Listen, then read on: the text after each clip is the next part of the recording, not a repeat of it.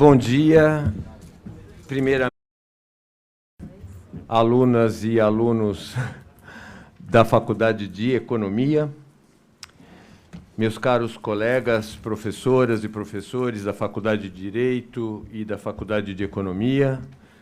Também devo dizer que nós estamos co-transmitindo esse evento pela TV PUC, no YouTube, e, portanto, agradeço a presença de todos que estão acompanhando, professores, professoras, alunos, desembargadores do Tribunal de Justiça de São Paulo, em nome de quem cumprimento o meu querido colega desembargador Alexandre Alves Lazzarini, da Câmara Reservada Empresarial, e outros desembargadores e desembargadoras que estão acompanhando remotamente essa nossa aula, esse nosso café, né? Gostaria de cumprimentar muito, né, em primeiro lugar, receber aqui na nossa Faculdade de Direito o ex-presidente do CAD, atual superintendente, o doutor Alexandre Barreto, com muita honra aqui nessa faculdade, que tem já, ao longo dos anos, desde 96, estávamos lembrando agora, as aulas voluntárias aos sábados sobre antitruste, a partir da Lei 8884 de 94. Depois passamos a ter as aulas regulares no estágio, depois as aulas no direito econômico, e hoje a PUC tem uma aula de optativa eletiva regular de antitruste, especificamente no 5º ano. Portanto, é muito importante a presença da autoridade e do trabalho que o doutor Alexandre vem desenvolvendo aqui na faculdade para dinamizar e impulsionar esse trabalho que é feito. Devo lembrar aqui que achei ontem, doutor Alexandre, a primeira cartilha do CAD feita em convênio com o CAD, a PUC e o PNBE. Isto foi nos anos de 96, né? Resultado do trabalho acadêmico que a gente desenvolvia aqui e que gerou a primeira cartilha e o primeiro convênio que a Faculdade de Direito teve com o CAD, inaugurando o PINCAD. Os alunos todos, sempre reforço, tanto da Direito como da Economia, que participam hoje do dinâmico PINCAD, que se espraia em várias faculdades no Brasil, de Direito, Economia, Administração, mas a Faculdade de Direito da PUC foi a primeira, a pioneira de Direito a fazer, na época, o presidente Gessner, o convênio para levar os alunos a cooperar, a trabalhar voluntariamente nas férias junto ao CAD, assim como o programa Summer in Washington, nos Estados Unidos, que provê a possibilidade dos alunos fazerem esse intercâmbio. Portanto, o CAD é muito importante aqui na PUC. Trago também o abraço do nosso diretor, o professor Vidal Serrano, que certamente acho que deve passar aqui para cumprimentar e apoiar esse evento aqui, que tem sido feito aqui na PUC. E devo cumprimentar, e com muita alegria, né, o presidente do IBRAC, Dr. Bruno, o vice-presidente, Dr. René, a diretora do IBRAC, Patrícia, Márcio, ex-presidente do IBRAC, Eduardo Caminati, ex-presidente do IBRAC, né, ex-alunos da PUC, da Faculdade de Direito aqui dessa casa. E outros diretores do IBRAC, né, que, portanto, com muita alegria, recebo o IBRAC aqui na PUC, hoje presidido e copresidido por ex-alunos da Faculdade de Direito. Hoje, todos brilhantes advogados, exercendo suas funções nos maiores escritórios que atuam no Brasil, como sócios, né, e tendo estudado aqui na faculdade. Portanto, com muita honra que esse evento é feito, sediado aqui na PUC, com a presença da diretoria e presidência e ex-presidentes do IBRAC, com o doutor Alexandre E eu já me calo, passo a palavra, porque viemos aqui ouvir o IBRAC, viemos aqui ouvir o doutor Alexandre, e em benefício de vocês, e esse evento está sendo gravado e vai ser arquivado na TV PUC para que os alunos da graduação, do pós-graduação, de Direito e de Economia possam recorrer a esse material nos trabalhos que se desenvolvem aqui no âmbito dessa universidade e dessas faculdades. Senhor presidente Bruno, passo-lhe a palavra para a condução dos trabalhos e com muita alegria.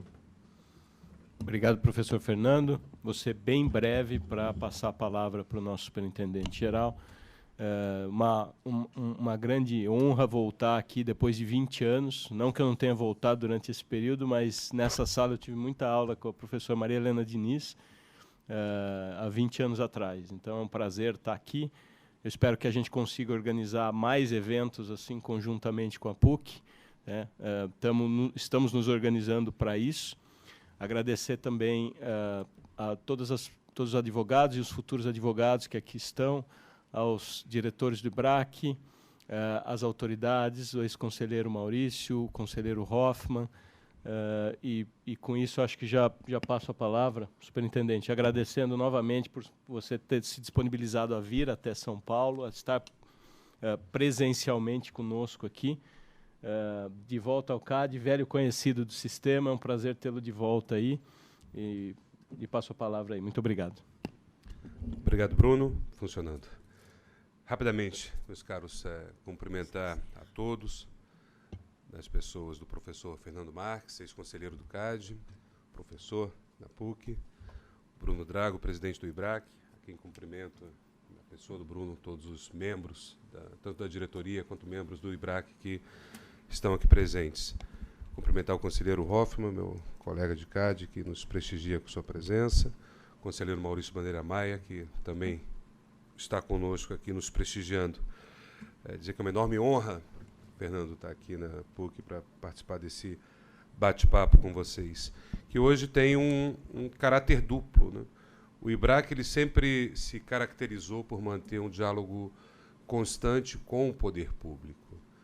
E falando agora para os alunos e para as alunas da PUC, à medida que vocês estudarem mais o direito concorrencial, e tenho certeza que irão fazê-lo, irão se fascinar, como todos que estudam direito concorrencial se fascinam, vão perceber que essa atuação do terceiro setor com o poder público tem trazido inúmeros benefícios para a política pública nos últimos anos. Algo que eu sempre dizia para o Caminati, quando então presidente do IBRAC, que ao início da minha presidência no CAD, lá em 2017, 5 anos atrás, o quanto para mim foi surpreendente o nível de diálogo mantido entre o terceiro setor e o CAD, que era uma realidade que eu não havia visto nos outros órgãos públicos pelos quais passei ao longo de mais de 20 anos. De início até achei um pouco estranho, mas com o tempo pude rapidamente perceber o quão positivo esse diálogo aberto, constante, republicano, transparente, aberto entre o poder público, entre o Estado e a sociedade civil. Quando falamos em direito concorrencial, minhas caras, meus caros, eu tenho convicção que é das áreas de conhecimento no Brasil, não só do direito, mas de todas as áreas de conhecimento no Brasil, que mais se desenvolveu ao longo dos últimos 20, 30 anos. Pegamos ali início dos anos 90, a produção acadêmica no Brasil acerca de direito concorrencial era incipiente, coincidindo com o início da abordagem da matéria aqui na PUC nos anos 90, e mais uma série de movimentos feitos tanto no Estado quanto fora do Estado. Podemos observar ao longo desses anos um crescimento exponencial da produção acadêmica e da atuação profissional em termos de direito antitruste. E o IBRAC faz parte dessa história. O IBRAC ajudou, e a comunidade antitruste, representada no IBRAC de maneira geral, ajudou a construir o alicerce da política antitruste no Brasil hoje, e que hoje é equiparada com as melhores políticas antitruste no mundo. E eventos como esse, promovidos hoje pelo IBRAC em conjunto com a PUC, são mais tijolos na construção desse edifício do antitruste no Brasil. Esse bate-papo organizado pelo IBRAC já em algumas edições procura trazer profissionais que atuam no CAD para ter um diálogo aberto, franco, com os membros da comunidade antitrust, com o intuito de dizer o que estamos fazendo, tornar claros os procedimentos de trabalho, tornar claro quais são os próximos passos que serão seguidos. E nessa linha, que eu recebi o convite do IBRAC, com muita satisfação me dispus, assim como foi característica da minha trajetória nos 4 anos da presidência no CAD, manter esse diálogo aberto e constante com o IBRAC. E hoje temos uma característica especial, né, Fernando, de termos um conteúdo acadêmico, também uma abordagem um pouco acadêmica, dado que temos as alunas e os alunos da PUC aqui. Dado que temos pouco tempo, professor Fernando, eu já fico aberto à possibilidade de voltar aqui para ter um bate-papo específico com os alunos do curso de Direito da PUC. Aqui talvez possamos dar um caráter mais didático para a apresentação. Eu já vou pedir perdão aos membros da PUC, aos alunos da PUC aqui presentes, se eventualmente, em virtude de alguma pergunta, eu for um pouco mais técnico e aprofundado em alguma questão, mas me disponho a voltarmos para termos um debate mais didático, digamos assim. Compromisso firmado. E Bem, aceito com orgulho. Bem, meus caros, então, mais uma vez, uma honra estar aqui. Bruno, Guilherme, Patrícia, todos estão à disposição para conversarmos. Obrigado. Obrigado, superintendente-geral. A gente vai aproveitar, a gente tem uma conversa até 12h10, então a gente vai aproveitar cada minuto. A gente preparou, Patrícia e eu, os diretores do IBRAC e os coordenadores do comitê aqui presentes, são vários, né? Estou vendo aqui, não posso deixar de agradecer o Ricardo Botelho, que é o vice-diretor, a Silvia Fagá, a Ana Olímpia, a Fabiana Tito, a Ana Batia, a Renata Zúculo. E queria só fazer uma menção especial que nós temos, apesar de termos apenas uma representante feminina na mesa, esse não é o usual do IBRAC. O IBRAC nós temos 6 diretoras e 6 diretores, e a gente tem a paridade de gênero em todas os comitês. Então, para quem está nos vendo a primeira vez, essa formação mais masculina aqui é algo atípico e circunstancial. Embora todos os presentes aqui, homens, sejam brilhantes, a gente sempre preza pela igualdade e paridade. Então, só queria fazer esse disclaimer, que acho que é importante. Começando o bate-papo aqui, superintendente, a gente queria saber um pouco, o senhor já está aí há 1 mês e pouco no novo cargo, depois de 4 anos à frente do CAD, como presidente. Qual o diagnóstico do trabalho na Superintendência Geral? O que o senhor encontrou? Em termos de estrutura, de estoque de casos, de planejamento? O que esse 1 mês já trouxe de conhecimento e aprendizado? Bem, Guilherme, foram 4 anos na presidência, 9 meses de espera, e agora 1 mês na superintendência do CAD. Passou rápido, 5 semanas, na verdade. Bem mais rápido do que pareceu. Eu encontrei o Pedro Zanotto na entrada, ele falou, está feliz? Eu falei, Pedro, não estou nem tempo de estar feliz, eu estou tendo, porque está muito trabalho, muito trabalho.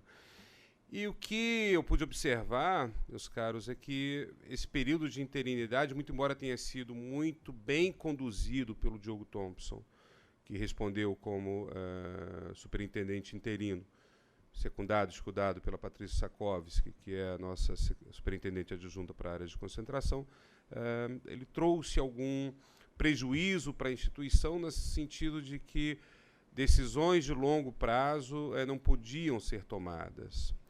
E o que eu pude observar é que, não obstante a brilhante condução de ambos, houve, sim, um prejuízo institucional em face dessa demora. O que eu me propus nesses primeiros meses a superintendência no CAD foi, obviamente, conhecer os processos de trabalho, e pode parecer estranho, eu falo, conhecer os processos de trabalho, mas ficou 4 anos à frente da presidência do CAD, não conhecia os processos de trabalho. E é importante ter esse gancho para salientar uma característica que para o CAD é muito importante.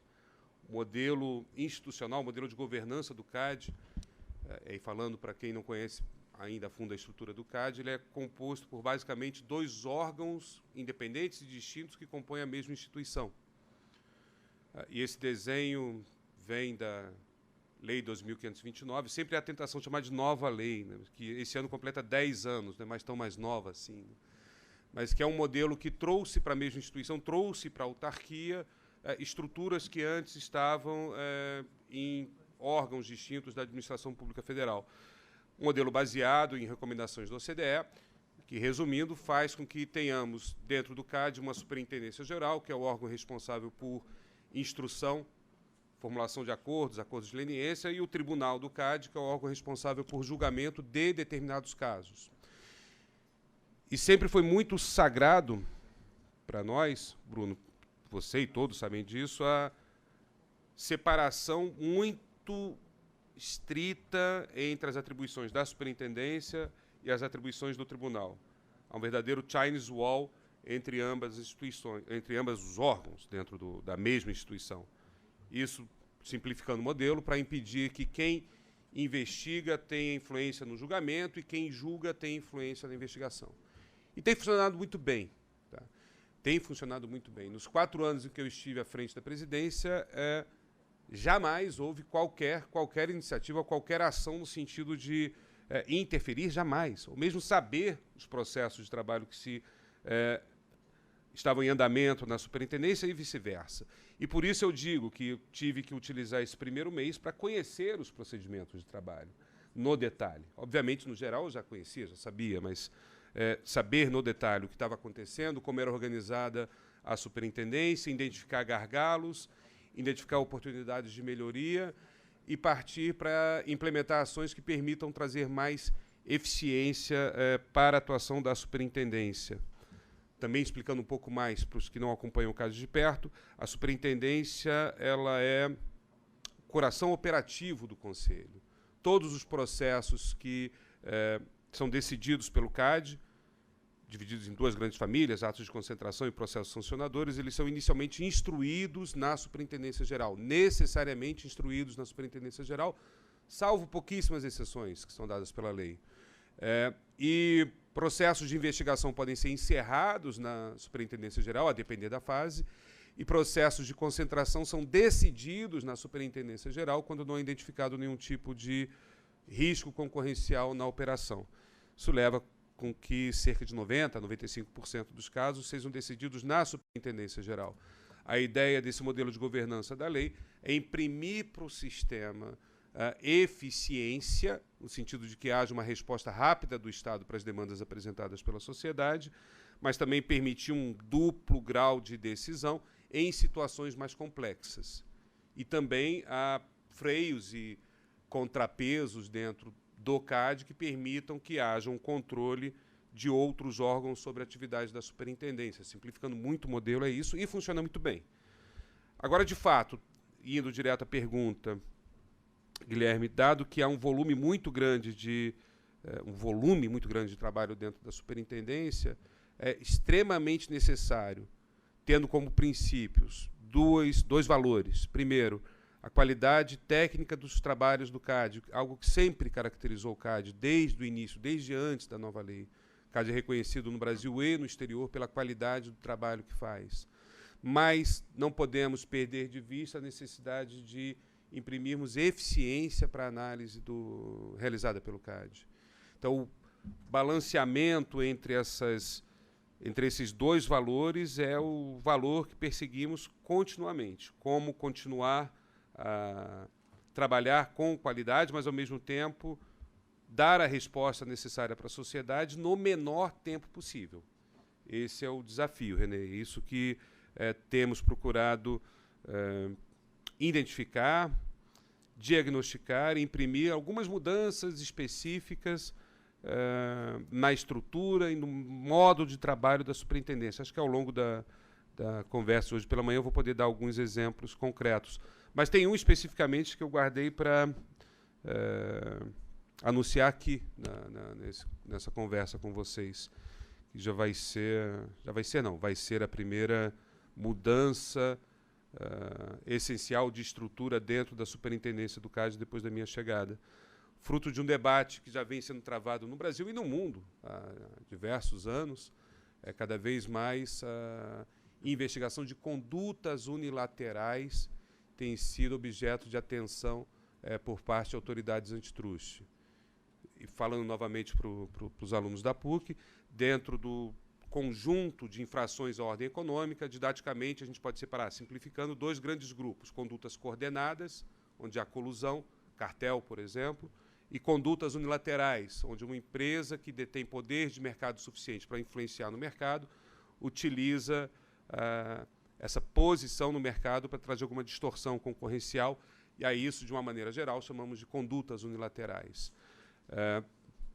Podemos dizer que há no mundo uma onda de investigação de condutas unilaterais, isso tem tomado a agenda de cada vez mais autoridades antitruste. No OCAD, inclusive, temos um artigo produzido pelo nosso economista-chefe, Guilherme Rezende, publicado há poucos meses, onde ele demonstra de maneira bastante objetiva que o número de investigações de condutas unilaterais no CAD é superior à média dos países da OCDE. Guilherme Rezende, publicado há poucos meses, onde ele demonstra de maneira estou ouvindo minha voz objetiva que o número de investigações de condutas unilaterais é superior à média dos países da OCDE. Mas vamos adiante, o problema técnico vai ser corrigido muito em breve. Então, assim, a média de investigações hoje conduzidas pelo Brasil, pelo CAD, é superior à média dos países da OCDE. Então, assim, não é verdade afirmar, é um falso mito que o Brasil não investiga condutas unilaterais. Não, investiga sim, e num número cada vez maior.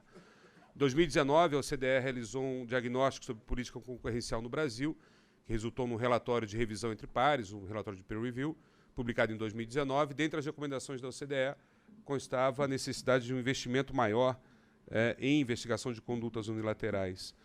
Nessa esteira, foi criada essa semana, dentro da Superintendência Geral, uma coordenação destinada exclusivamente à investigação de condutas unilaterais. Era uma demanda que já vinha há muito tempo, de dentro e fora do sistema. Então, na verdade, não foi criada. Fizemos uma alteração da estrutura, uma adaptação da estrutura, que é algo bem interessante do CAD do ponto de vista de gestão pública, da Superintendência Geral do ponto de vista de gestão pública. É uma estrutura muito flexível, com uma ideia matricial de funcionamento. Mas, enfim, esse é um outro assunto. O que hoje é a Coordenação Geral 11 vai ser a Coordenação Geral responsável por instrução, investigação de condutas unilaterais. A pessoa escolhida para conduzir a coordenação foi a Carol Heleno, já é uma profissional de longa data no CAD, os membros da comunidade com certeza já conhecem a Carol, e a partir de hoje, especificamente, teremos os casos de conduta, a maioria dos casos de conduta que estão em estoque direcionados para a CGA 11. Os novos casos de conduta vão ser tratados pela CGA 11, de modo que as coordenações que compõem a área responsável por fusão, análise de atos de concentração, fusões e aquisições, vão se dedicar exclusivamente à análise de atos de concentração. Isso, somado a outros esforços que fazemos, tende a levar, na nossa expectativa, uma redução do tempo de análise de atos de concentração, que é uma meta que passamos a perseguir desde a minha chegada. Uma tentativa de voltar aos prazos que o CAD tinha quando da minha chegada, em 2017, no CAD. Ribas, eu vou parar, que se deixar eu continuo falando, independente das perguntas, eu acho que à medida que a gente for falando, a coisa vai de maneira mais dinâmica. Perdoe pelo monopólio do uso da palavra. Temos que combater o monopólio aqui. O senhor é um... Agora vai? Está funcionando? Foi. Vai? Bom dia a todos. Não. Vai? Agora vai. Vai. Bom dia a todos. Responsabilidade ressaltada pelo Ribas, a representação feminina na mesa. Nunca vai. Bom, presidente, superintendente, né? A gente ainda fez a piadinha lá fora de que a gente ia cometer esse... Acontece. Não é exatamente um erro, porque uma vez presidente, sempre presidente, mas é uma Você não pode honra. falar na frente do Cordeiro, que ele fica bravo. É, isso. Mas estamos aqui entre amigos. Mas não vai falar que fui eu, então. Realmente, assim, bom que você parou, porque já entramos na segunda pergunta, que é, você já chegou, já fez o diagnóstico, ainda não deu tempo de ser feliz, mas desejamos que esse tempo lhe seja reservado.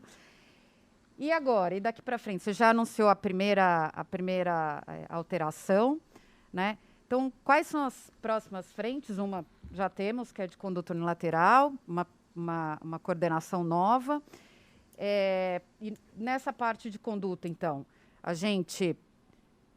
Novos processos, segmento dos processos que já estão lá, algum setor específico, algum ponto de atenção específico? Em conduta, de maneira geral? Conduta de maneira Agora geral. sim, conduta de maneira geral. Acho que o grande problema que nós temos no que toca aos casos de conduta em análise no CAD, sempre vão tangenciar a necessidade também, assim como no caso dos atos de concentração, de trazer maior eficiência, redução do tempo de análise dos casos de conduta. De fato, nós temos um número considerável de casos que estão represados hoje na Superintendência Geral. De pronto, a superintendência já trabalha quase que em força-tarefa para agilizar a instrução de casos que estavam pendentes de emissão de nota. Devemos ter nos próximos meses um incremento significativo no número de casos remetidos ao tribunal, de condutas de maneira geral, e tanto condutas unilaterais quanto cartéis, tá?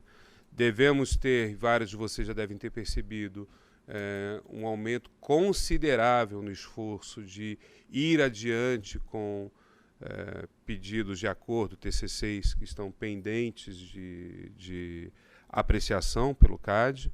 Muito brevemente já devemos ter um aumento expressivo nesse número e outros virão na esteira.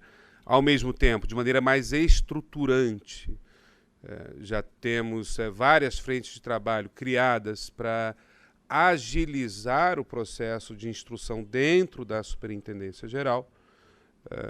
Tenho mantido reuniões diárias com toda a Superintendência e semanais com todos os coordenadores e os adjuntos para discutirmos questões estruturais da Superintendência Geral.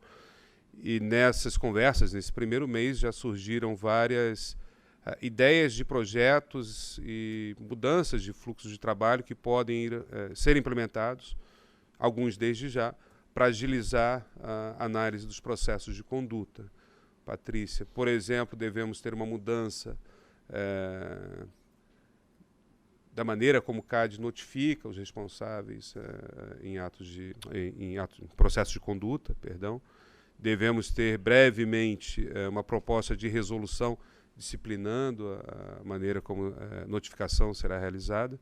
E pode parecer bobagem, mas assim, eu pedi um diagnóstico em um mês. Eu tive a informação de que o processo de notificação, a simples notificação do representado, ele toma 20% do tempo de análise do processo. Eu achei um número absurdo. Quando temos cartéis internacionais, então é quase um pesadelo a notificação de responsáveis no exterior. E que leva à reflexão de diversos outros pontos, como, por exemplo, o critério utilizado pelo CAD para a inclusão de pessoas físicas nos processos de conduta. Um exercício anterior, não de individualização da conduta para efeito de emissão da nota técnica, por óbvio, mas um exercício anterior de percepção da participação de cada indivíduo arrolado no processo, por vezes num acordo na conduta, pode levar a uma racionalização do acréscimo de pessoas no rol de responsáveis, e isso, por sua vez, vai ter reflexos à frente durante a condução do processo. De uma maneira geral, o que temos conversado, e um acordo comum entre todos, é que todo ato processual ele deve ser pensado medindo a sua consequência, e com isso economizando tempo em cada um dos passos processuais, a gente consegue, segundo estimativas, em princípio, reduzir sobremaneira o tempo de análise dos processos. Pretendo, ao final desses 2 anos, termos uma redução considerável, da ordem de 30% a 50% do tempo de duração dos processos administrativos no âmbito do CAD.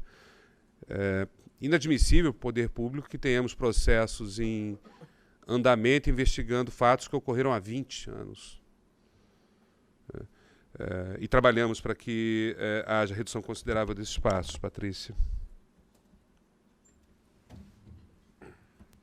Aqui nessa linha, uma pergunta que a gente tem, é importante um alinhamento institucional, né? Dentro do CAD, que a superintendência, como o senhor colocou, tem seu papel, o tribunal é um órgão separado, que tem as suas atribuições específicas, mas ambos devem conversar, dialogar institucionalmente, né? Acho que o que se espera, né, de uma economia pautada na livre concorrência, com um órgão atuante e muito reconhecido nacional e internacionalmente, é que tenhamos previsibilidade no ambiente de negócios e guidelines, orientações para o mercado, para a comunidade antitrust de comportamento, né? Nessa linha é muito importante, né, então, esse diálogo institucional dentro do órgão que esteja, né, bem azeitado. E a nossa pergunta é como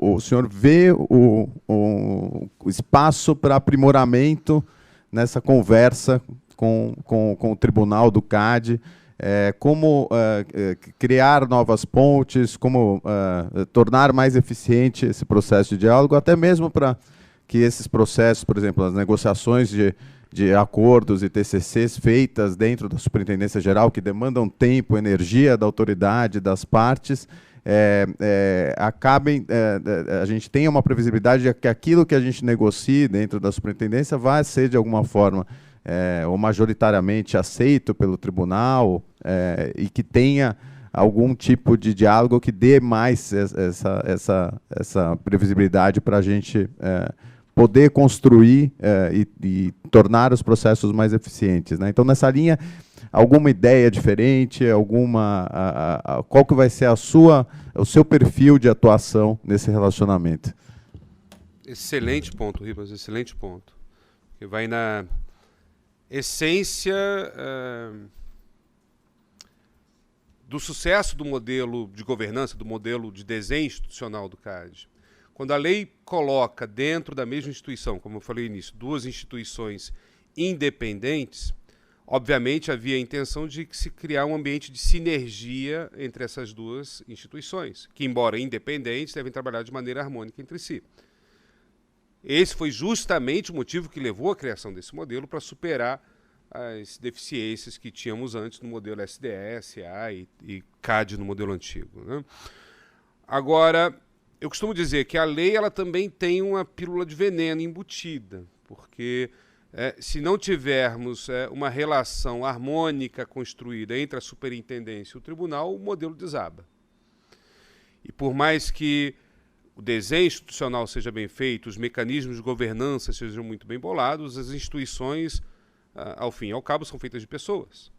E essas pessoas têm que se relacionar.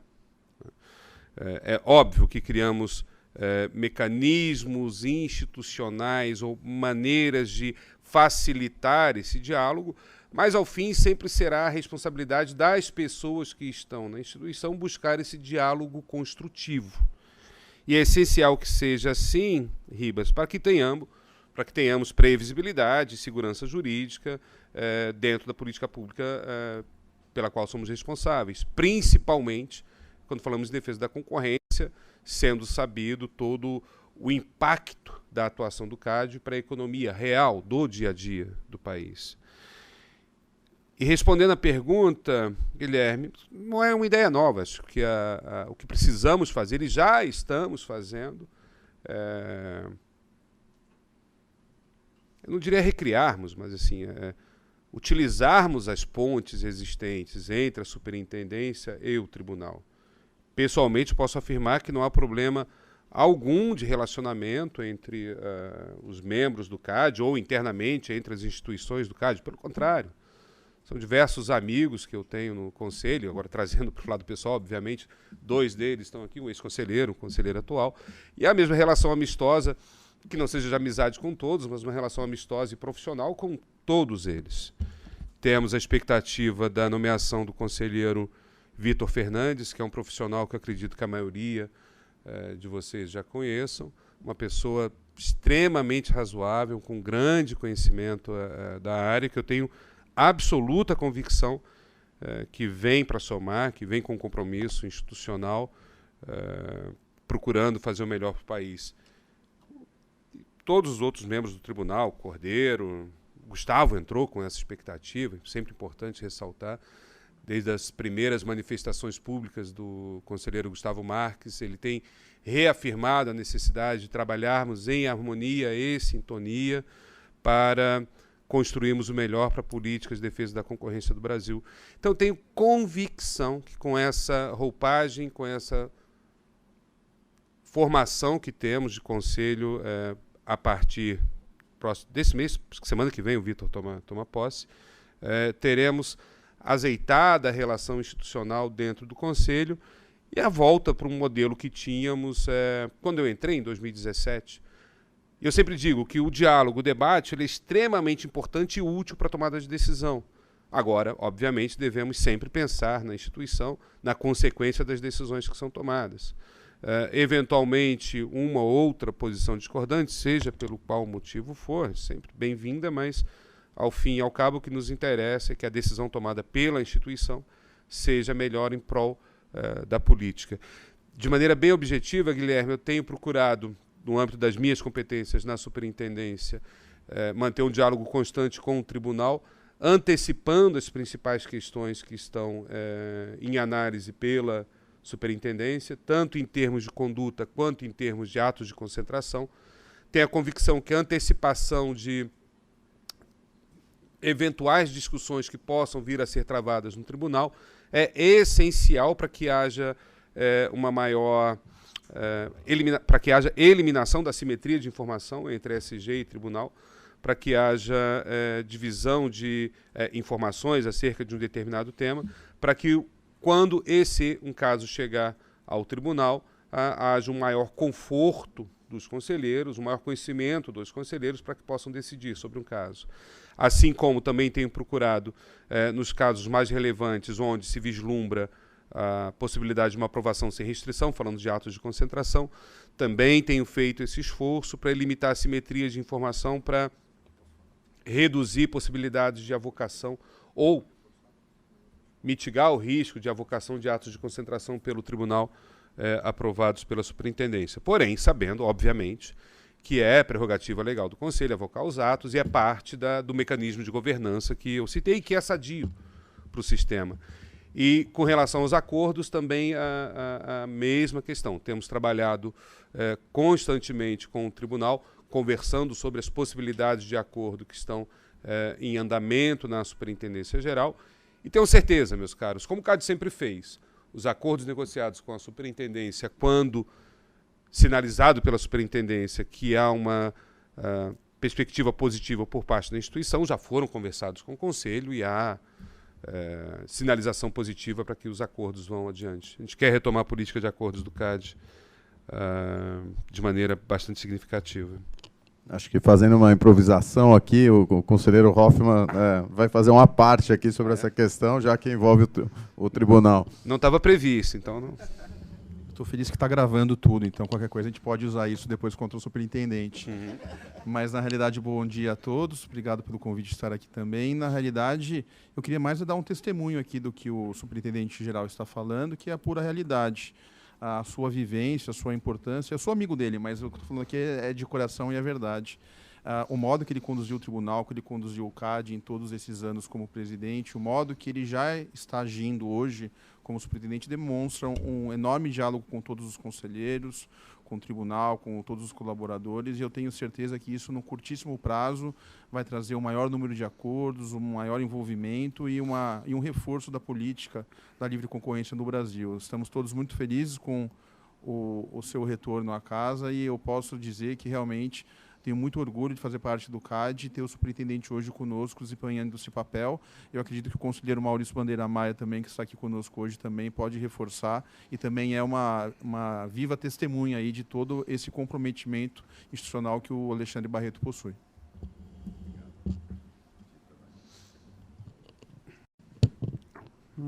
Obrigada, conselheiro.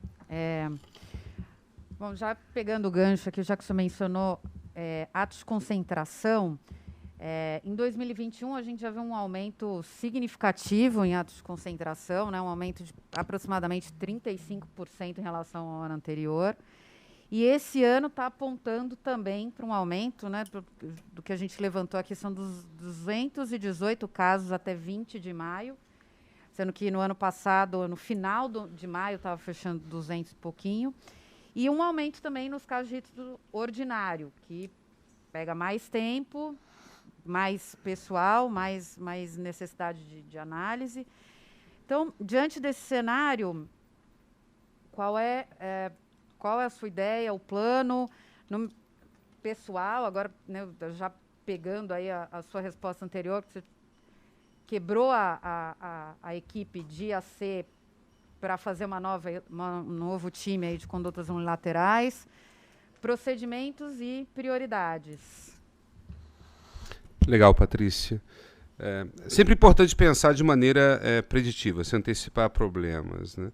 Nós tivemos, no curso da pandemia, ainda na minha gestão na presidência, a criação de uma unidade que eu acho que acabou passando um pouco despercebida por todos, mas que para o CAD, principalmente para a superintendência, foi fundamental para que tivéssemos conseguido dar conta do aumento de demanda, que foi a criação de uma unidade de apoio processual vinculada à coordenação processual. Foi muito inspirada numa das discussões que tínhamos de planejamento estratégico. A ideia era, vamos criar um paralegal no CAD. E, meus caros, acreditem, nada em termos de gestão pública é fácil de se fazer. Qualquer ideia que fuja um pouquinho da casinha, tem uma pessoa para dizer que a ideia é boa e 10 para dizer que a ideia não pode ser implementada. Mas fomos adiante e a criação dessa unidade, Patrícia, permitiu que pudéssemos fazer frente ao aumento de demanda que veio depois. São 20 pessoas, há um projeto para aumentar esse número, que tem auxiliado de maneira decisiva o trabalho da Superintendência Geral. E é um trabalho de apoio, então não fazem análise, mas todo o trabalho de notificação, busca de informação é feito pelo apoio processual. De fato, temos uma perspectiva de aumento da demanda de atos de concentração esse ano, tá? E se temos um número maior de atos entrando, só há duas maneiras de fazer frente à demanda. Bom, 3, né? Aumentando o número de pessoas, o que praticamente não é opção para a gente nesse momento. Reduzindo a demanda, o que também é algo que foge à governança do CAD num primeiro momento, né? Reduzir o número de atos que entram. E mudando processos de análise para tentar, tornando-os mais eficientes para fazer frente a essa realidade. E iremos trabalhar nos 3 lados. De que forma? Aumentando o número de pessoas vinculadas ao apoio processual por meio de questões contratuais. Criando, na verdade, a criação da unidade dialoga com o terceiro. Vamos pegar o segundo eixo. Diminuição do número de atos de concentração. E leva uma reflexão que é necessária e que temos no CAD, já não é de hoje, eu tenho certeza que é motivo de reflexões por parte da comunidade de maneira geral e do IBRAC em particular. Há necessidade de alteração dos requisitos de notificação de atos de concentração junto ao CAD. Há necessidade de atualização dos valores definidos na portaria interministerial, Economia e Justiça, para a formulação de atos de notificação. Esse é um debate que temos hoje. E não podemos esquecer que a análise de atos de concentração ela não é uma finalidade em si própria.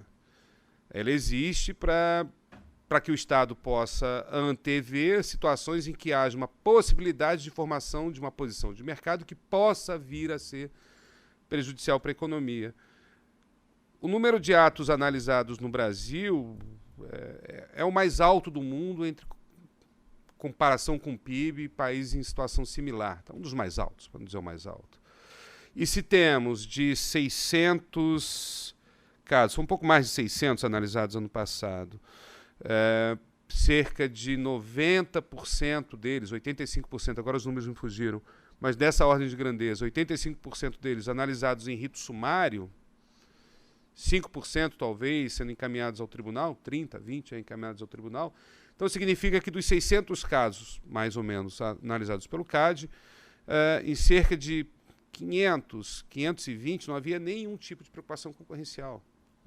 É óbvio, e a história recente institucional, legal, nos demonstrou isso, que é importantíssimo que tenhamos um threshold objetivo de notificação, mas esse percentual nos leva à reflexão se essa barra não está muito alta. E aí leva à reflexão sobre a necessidade de alteração da resolução 33, né, mudou de número agora, juntou as antigas resoluções e virou a resolução 33, que é a que trata de notificação. E a atualização dos valores de faturamento para efeitos de notificação. Temos já um estudo pronto pelo DE para atualização desses valores. Temos um grupo interno que discute a resolução 33. Em um momento oportuno, Bruno, acho que vai ser muito importante termos um diálogo com o IBRAC acerca desses dois pontos. Até porque dentro do próprio CAD não há, acerca desse ponto, não há ainda consenso sobre os caminhos a serem seguidos. E, por outro lado, uma terceira forma de atacar, Patrícia, é racionalizando métodos de trabalho. A criação da coordenação de conduta unilateral vai nessa linha. A redefinição de prioridades de análise em sede de atos de concentração é mais um ponto aí nessa linha. Quando buscamos informação suficiente no mercado para analisar um ato, o poder público, o CAD, tem que ter em mente que a informação necessária para se decidir num ato de concentração não é o máximo de informação possível. Pelo contrário, é o mínimo de informação necessária para que haja conforto para a decisão. A busca de informação excessiva, excessivo é um conceito um pouco subjetivo, né? Mas a busca de informação, vou continuar, excessiva, né, para a decisão no ato de concentração traz custos de transação para o mercado, aumenta o ônus do mercado, aumenta o tempo de resposta aos pedidos feitos pelo CAD e, por óbvio, aumenta o tempo de análise do próprio CAD acerca dos dados que são pedidos. Então, em alguns casos, talvez, não é uma afirmação peremptória, mas talvez o CAD esteja procurando mais trabalho para si próprio que causa impacto no tempo de decisão dos atos de concentração, e temos percebido, o dado é objetivo e público, não há por que esconder, nos últimos meses, anos, talvez um aumento do tempo de apreciação dos atos de concentração. E iremos trabalhar para reduzir esse tempo de análise, nessas linhas que eu sinalizei, Patrícia. Pegando a sequência aqui, agora a gente falando um pouquinho de acordos, né? Então, tanto acordos de leniência quanto os compromissos de cessação de prática, os TCCs, a gente está vendo no mundo uma tendência de queda no número de acordos de leniências firmados com autoridades de concorrência. A gente vê vários fatores que contribuem para essa queda, né? Como as ações de indenização crescendo exponencialmente em vários lugares, muitas autoridades olhando o mesmo fato sob óticas diferentes e trazendo um grau elevado de incerteza na negociação de acordos. Então, você confessa no CAD, aí tem que lidar com o CGU, o Ministério Público. Isso tudo vem contribuindo para uma percepção de que talvez o acordo não seja o melhor caminho. E o CAD sempre se preocupou em ter uma política de leniência muito forte, né? O CAD assinou o primeiro acordo em 2003, muito antes de se ouvir falar em leniência em outras áreas no país, e sempre muito preocupado em refinar essa política para garantir que partes que participaram, né, empresas que participaram, pessoas físicas que participaram de cartéis, viessem ali, delatassem a prática e trouxessem provas da participação de outros para que o CAD pudesse se servir disso para o seu enforcement anticartéis, que é reconhecido mundo afora. E a gente tem visto essa queda. Em 2020 foram 2 casos no meio da pandemia, acho que o CAD fez um trabalho hercúleo, funcionou muito bem a divisão de leniência do CAD, mesmo com a pandemia. Em 2021, a gente já viu um aumento para 5 casos, um aumento expressivo, e a gente quer saber o que o senhor planeja de mais incentivos, mais garantias para que o programa funcione cada vez melhor. E na parte de acordos, a gente já falou um pouquinho aqui também, mas a percepção é que existem muitos acordos sendo negociados na superintendência, algum gargalo nos últimos poucos anos e um estoque muito grande para ser enviado ao tribunal. Então, qual que é o planejamento nessa área também? Bacana, Ribas. Bom, tem vários aspectos aí relacionados à pergunta, dá para explorar de maneira bem ampla. Bom, falar dos processos decisórios do CAD de maneira geral. Acho que diversos foram afetados nos últimos 2 anos, inicialmente pela pandemia e depois em decorrência das incertezas inerentes ao processo de indicações e demoras de indicações das autoridades no CAD. Que não é uma novidade, né, Guilherme? Acho que para mim são 5 anos, né? Para vocês, para alguns, aí já são mais de 10, 15 anos. Eu tenho certeza que rotineiramente, quando há processos de mudanças de presidente, conselheiros, superintendentes, numa roupagem mais nova, esse assunto volta à tona. Não é demais lembrar, em 2018, nós chegamos a ter suspensão dos prazos processuais no âmbito do CAD por falta de quórum. Quando chegamos em 2021, somado à pandemia, esse cenário, considerando que havia o encerramento do mandato da presidência, da Superintendência Geral e 2 conselheiros, e todo o movimento de indicação e demora de indicação, não há como negar que houve um impacto nos processos de trabalho, de maneira geral, principalmente aqueles que não vão no automático. O que é ir no automático? Ato de concentração vai no automático. Muito embora tenha havido um prejuízo para a eficiência da análise que causou o aumento de tempo. E situações como acordos, principalmente acordos de leniência, assim, há uma insegurança muito grande com relação ao que pode ser feito e também por parte do próprio CAD, quanto ao que pode ser feito. Então, isso, de fato, levou a uma redução dos processos decisórios em termos de acordos. Mas, como eu disse ao início, eles serão retomados. O CAD tem um cuidado e um zelo muito grande com relação à sua política de acordos. E vocês são testemunhas disso. Tanto os acordos de leniência quanto os TCCs.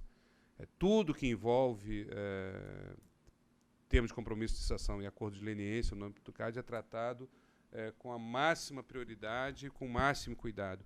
Qualquer pequeno deslize é objeto de observação atenta da nossa parte. Com relação aos acordos de leniência, passando especificamente a questão, Ribas, você bem observou, o Brasil, CAD, pioneiro na adoção do instrumento no Brasil, ao longo desses 17 anos, são 22 anos da possibilidade de termos acordos de leniência no Brasil, 19 anos, o tempo passa rápido, 19 anos desde o primeiro acordo assinado, mais de 100 acordos de leniência assinados pelo CAD. De fato, há no mundo, pelas razões que você apontou, uma tendência à redução de acordos de leniência em autoridades antitrust de maneira geral. O Brasil caminhou na contramão desse fluxo nos últimos anos. Tivemos um boom de acordos de leniência, fato, decorrentes da Operação Lava Jato, que trouxe um fator completamente atípico e levou a um pico de acordos. Mas temos no CAD hoje um número significativo de acordos de leniência em negociação. Tá? Não diria que houve uma interrupção do processo no Brasil. Inclusive, já assinei o primeiro, assim, um mês, como superintendente, primeiro acordo de leniência. E outros virão na sequência. E assim também posso dizer em relação aos termos de compromisso de cessação. De fato, um diagnóstico realizado nesse primeiro mês são dezenas de TCCs que estão em processo de negociação na superintendência e alguns deles parados ou em negociação já há um tempo considerável. Tá? Uma das prioridades da minha gestão nos próximos 2 anos é agilizar o processo de negociação dos TCCs. Eu tenho certeza que vocês vão sentir isso na pele nos próximos meses. Tá? A gente tem trabalhado para acelerar os processos de negociação.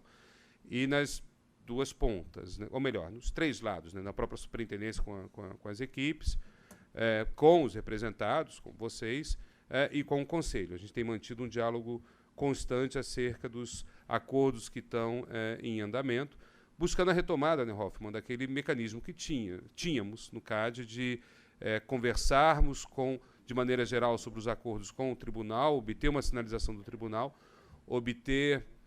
E a superintendência sempre está muito atenta para isso, as sinalizações que vêm dos julgamentos do tribunal acerca de dosimetria, de multa, por exemplo, para saber o que pode ser imprimido na celebração dos acordos em termos de contribuição pecuniária.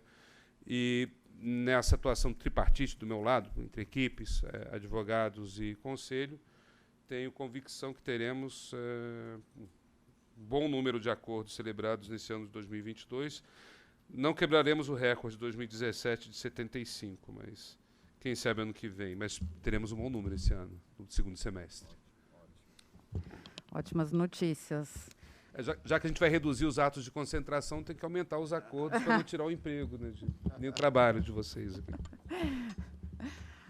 Obrigada pela consideração, a gente fica feliz. A gente está chegando ao nosso tempo, então, em uma palavra, assim, uma frase, o que vai caracterizar o seu mandato? Uma palavra ou uma frase? Uma frase. Já que você foi legal com a gente, pode ser um parágrafo, então, já que você foi tão... Uma página. Não, só um parágrafo. Não, dá para dizer em duas palavras, Patrícia, que vai muito na linha do que eu procurei fazer na presidência do CAD nesses 4 anos. Eu assumi lembrando as conversas que eu tinha com o ex-presidente Esner Oliveira, e a gente dialogava muito, conversava muito, tanto com ele como com outros ex-presidentes antes de assumir. Aliás, é um trabalho que eu tenho procurado fazer agora, me aproximar, principalmente nesses primeiros meses, me aproximar da comunidade, de vocês, de ex-autoridades, para conversar um pouco sobre o que pensam da superintendência de maneira geral, para auxiliar nesse trabalho. E na presidência eu sempre procurei trabalhar pensando o CAD em termos de necessidade de diálogo constante. Isso vai permanecer na superintendência, Patrícia. Eu diria que diálogo e eficiência. Diálogo e eficiência são duas marcas que vão ser constantemente perseguidas ao longo desses 2 anos na superintendência. Imprimindo esses 2 valores para os nossos processos decisórios, eu tenho convicção que conseguiremos fazer um bom trabalho.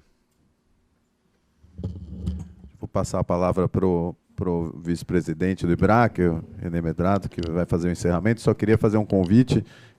Todas as sextas-feiras nós temos eventos do Comitê de Concorrência. Na próxima, dia 3, o Ricardo Mota, que está aqui presente, coordenador do Grupo de Mercados Digitais, está organizando um seminário super legal sobre para dar um update das investigações contra as Big Techs na Europa e nos Estados Unidos. Então, teremos convidados internacionais no IBRAC. E no dia 2, na próxima sexta-feira, na quinta-feira anterior, dia 2 de junho, o diretor de Economia do IBRAC, aqui presente, Bernardo Macedo, está organizando, junto com o Comitê de Concorrência, um bate-papo com uma das coordenadoras da Superintendência Geral, Ana Sofia Monteiro, para falar sobre práticas verticais e o que o CAD tem feito a respeito de análises de integrações verticais. Vai ser super interessante, tem tudo no nosso site. Por favor, apareçam, compareçam, se inscrevam no comitê. Somos 300 pessoas, mas cabe muito mais gente. René. Diálogo e dialética são justamente a marca da academia. Portanto, é com muito prazer, professor Fernando Marques, também ex-conselheiro do CAD, vale aqui também lembrar que esse evento ele marca muito a volta presencial, e nesse tom cumprimento o superintendente-geral do CAD por justamente convidar a sociedade civil a manter esse diálogo com o CAD, coisa que o IBRAC já tem testemunhado, temos já mantido reuniões com Vossa Excelência, também com outros membros do Tribunal e também do CAD. E para o IBRAC, obviamente, essa é a nossa missão. A missão não só de fomentar os estudos em direito econômico, direito da concorrência e tantos outros temas, mas ser um canal de comunicação qualificado com o CAD, com a SG. Então, em nome do IBRAC, cumprimento aqui a presença, não só a sua presença, também do conselheiro Hoffmann, do ex-conselheiro Maurício Bandeira Maia, encerrando aqui o convite, o evento, não sem deixar um convite a todos os estudantes da PUC a também participarem dos eventos do IBRAC. Isso pode ser acessado pelo site do IBRAC, nós temos ali toda a comunicação, temos agora também eventos que são, obviamente, por conta da pandemia, são eventos virtuais, por conta disso são acessíveis a todos que têm interesse no direito econômico, no direito da concorrência. É isso. Obrigado a todos e até a próxima. Muito obrigado, doutor René. E eu gostaria só de frisar, encerrando a sessão, esse evento importante, que espero que seja o primeiro de vários, de uma sequência. A PUC está aberta ao IBRAC, está sempre aberta ao CAD, à superintendência. E só referenciando aos alunos aquilo que eu falo sempre em sala de aula nesses últimos 6 semestres. O CAD, e aqui está o presidente, que hoje é superintendente, o conselheiro Hoffmann, tem feito um esforço gigantesco de disponibilização de conteúdo, de transparência, de sessões, de pareceres na internet, o que possibilita aos alunos realizarem as pesquisas e acompanharem os trabalhos que se desenvolvem no CAD. Portanto, presidente, superintendente, muito obrigado em nome da academia. E o IBRAC também, vocês sabem, alunos e alunas, o quanto eu tenho dito, e vocês têm feito trabalhos baseados nas disponibilizações que o IBRAC tem, o Ribas, Bruno, René, falaram agora, dos conteúdos, dos debates, dos trabalhos que os comitês importantes e muito técnicos do IBRAC desenvolvem, na área de direito, de economia, em várias áreas. Então, eu agradeço hoje aqui de público ao CAD e ao IBRAC a generosidade do avanço tecnológico e a disponibilização de conteúdos em benefício dos estudantes. Na minha época não tinha nada disso. Era sangue, suor e lágrimas, né, para conseguir um livro, alguma coisa, que nem livro tinha. Então, hoje, a possibilidade é enorme e a importância é gigante. A PUC e eu aqui estaremos sempre à disposição para fazer esse hot sync em prol do desenvolvimento dessa importantíssima área para o desenvolvimento do país. Muito obrigado a todos, a todas, e esperamos nos encontrar nas próximas sessões, professores e alunos e membros do CAD. Muito obrigado.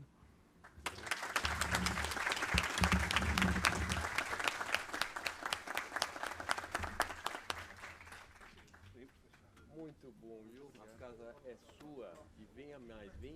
Venha porque nós vamos fazer os outros debates aqui, viu? Se quiser fazer um debate